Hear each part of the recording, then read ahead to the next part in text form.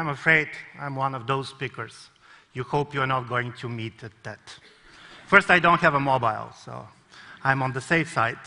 Secondly, political theorist who is going to talk about the crisis of democracy is probably not the most exciting topic you can think about. And plus, I'm not going to give you any answers. I'm much more trying to add to some of the questions we're talking about. And one of the things that I want to question is this very popular hope these days that transparency and openness can restore the trust in democratic institutions. There is one more reason for you to be suspicious about me. You people, the Church of TED, are a very optimistic community. Basically, you believe in complexity, but not in ambiguity. As you have been told, I'm Bulgarian. And according to the surveys, we are among the most pessimistic people in the world.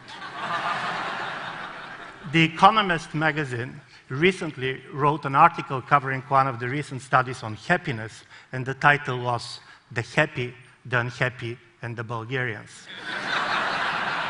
So now, when you know what to expect, let's give you the story. And this is a rainy election day in a small country. That can be my country, but could be also your country. And because of the rain, till 4 o'clock in the afternoon, nobody went to the polling stations. But then the rain stopped. People went to vote. And when the votes have been counted, the 3/4 of the people have voted with a blank ballot. The government and the opposition, they have been simply paralyzed. Because you know what to do about the protest, you know whom to arrest, whom to negotiate with. But what to do about people who are voting with a blank ballot? So the government decided to have the elections once again. And this time, even a greater number, 83% of the people voted with a blank ballot. Basically, they went to the ballot boxes to tell that they have nobody to vote for. This is the opening of a beautiful novel by Joseph Saramago called Seeing. But in my view, it very well captures part of the problem that we have with democracy in Europe these days.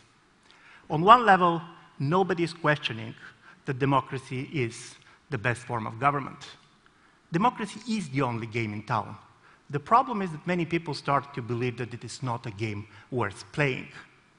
For the last 30 years, political scientists have observed that there is a constant decline in electoral turnout, and the people who are least interested to vote are the people whom you expect are going to vote to gain most out of voting. I mean the unemployed, the underprivileged. And this is a major issue, because especially now with the economic crisis, you can see that the trust in politics, that in trust in democratic institutions was really destroyed.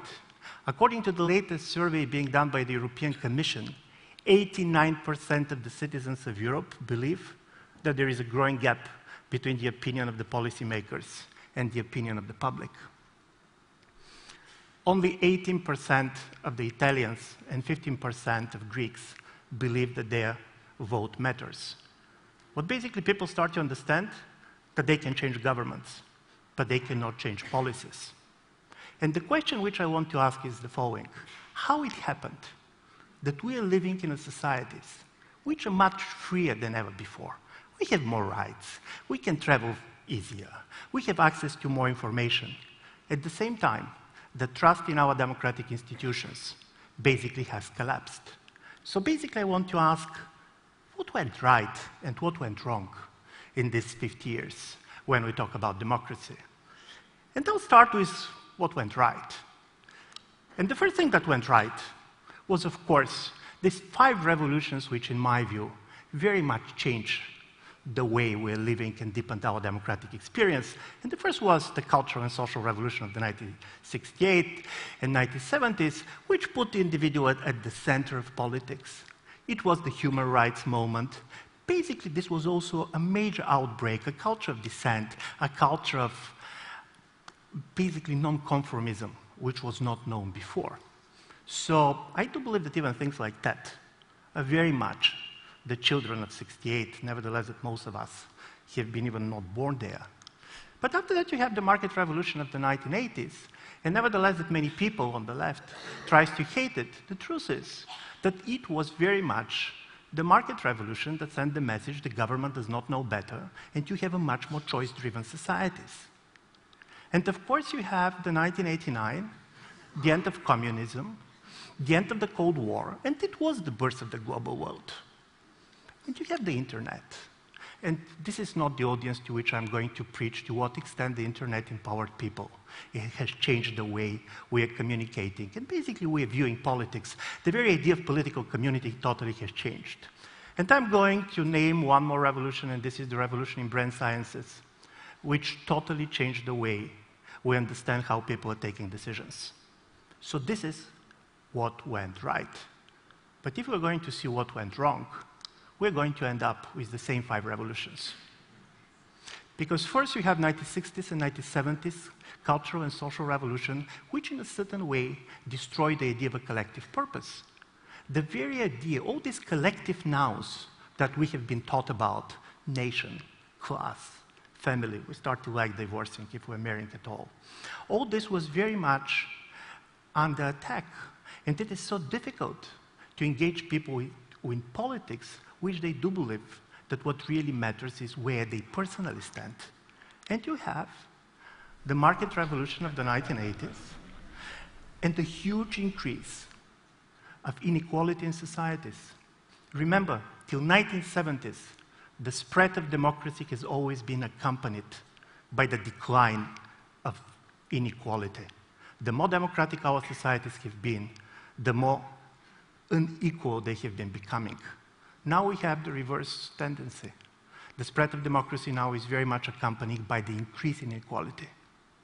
And I find this very much disturbing when we're talking about what's going on right and wrong with democracy these days. And if you go to the 1989, something that basically you don't expect that anybody is going to criticize, but many are going to tell you, listen, it was the end of the Cold War that teared the social contract between the elites and the people in Western Europe. When the Soviet Union was still there, the rich and the powerful, they needed the people because they feared them. Now, the elites basically have been liberated. They're very mobile, you cannot tax them, and basically they don't fear the people. So as a result of it, you have this very strange situation in which the elites basically got out of the control of the voters. So this is not by accident that the voters are not interested to vote anymore. And when we talk about internet, yes, it's true. Internet connected all of us. But we all also know that internet created these echo chambers and political ghettos in which for all your life you can stay with the political community you belong to. And it's becoming more and more difficult to understand the people who are not like you. I know that many people here have been splendidly speaking about the digital world and the possibility for cooperation. But you have seen what the digital world have done to the American politics these days? This is also part of the results of the internet revolution. This is the other side of the things that we like. And when you go to the brain sciences, what political consultants learned from the brain scientists is, don't talk to me about ideas anymore. Don't talk to me about policy program. What really matters is basically to manipulate the emotions of the people. And you have this very strongly to the extent that even if you see, when we talk about revolutions these days, these revolutions are not named anymore around ideologies or ideas. Before, revolutions used to have ideological names. They could be communist, they could be liberal, they could be fascist or Islamic. Now the revolutions are called under the media which is most used. You have Facebook revolutions, Twitter's revolutions. The content doesn't matter anymore. The problem is the media. I'm saying this because one of my major points is what went right is also what went wrong. And when we're now trying to see how we can change the situation, when basically we're trying to see what can be done about democracy, we should keep this ambiguity in mind. Because probably some of the things that we love most are going to be also the things that can hurt us most. These days it's very kind of popular to believe that this push for transparency, this kind of a combination between active citizens, new technologies, and much more transparency-friendly legislation can restore trust in politics. You believe that when you have these new technologies and people who are ready to use this, it can make much more difficult for the governments to lie. It's going to be more difficult for them to steal, and probably it's even going to be more difficult for them to kill. This is probably true. But I do believe that we should be also very clear that now when we put the transparency at the center of politics, where the message is, it is the transparency stupid. Transparency is not about restoring trust in institutions. Transparency is a politics as management of mistrust. We're assuming that our societies are going to be based on mistrust. And by the way, mistrust was always very important for democracy. This is why you have check and balances. This is why basically you have all this creative mistrust between the representatives and those whom they represent. But when politics is only management of mistrust, then, and I'm very glad that 1984 has been mentioned, now we're going to have 1984 in reverse. It's not going to be the big brother watching you. It's going to be we being the big brother watching the political class. But is this the idea of a free society? For example, can you imagine that a decent, civic, talented people is going to run for office if they really do believe that politics is also about managing mistrust? Are you not afraid that with all these technologies that are going to track down any statement the politicians are going to make on certain issues, are you not afraid that it's going to be a very strong signal to politicians to repeat their positions, even the very wrong positions, because consistency is going to be more important than common sense? And the Americans who are in the room, are you not afraid that your presidents are going to govern on the basis of what they said on the primary elections?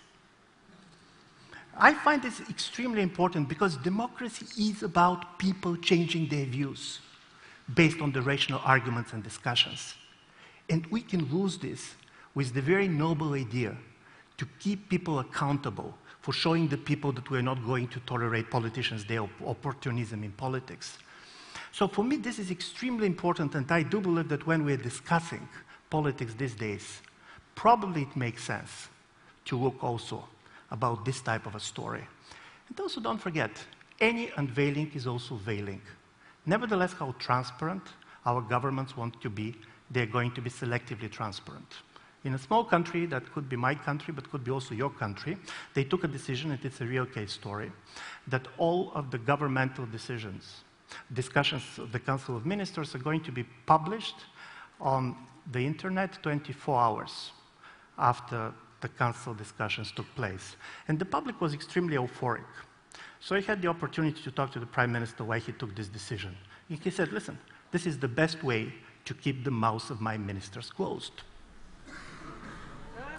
Because it's going to be very difficult for them to dissent, knowing that 24 hours after, this is going to be on the public space. And this is, in a certain way, going to be a political crisis. So when we talk about transparency, when we talk about openness, I really do believe that we should keep in mind is that what went right is what went wrong. And this is Goethe, who is neither Bulgarian, no political scientist. Some centuries ago, he said, there is a big shadow where there is much light. Thank you very much.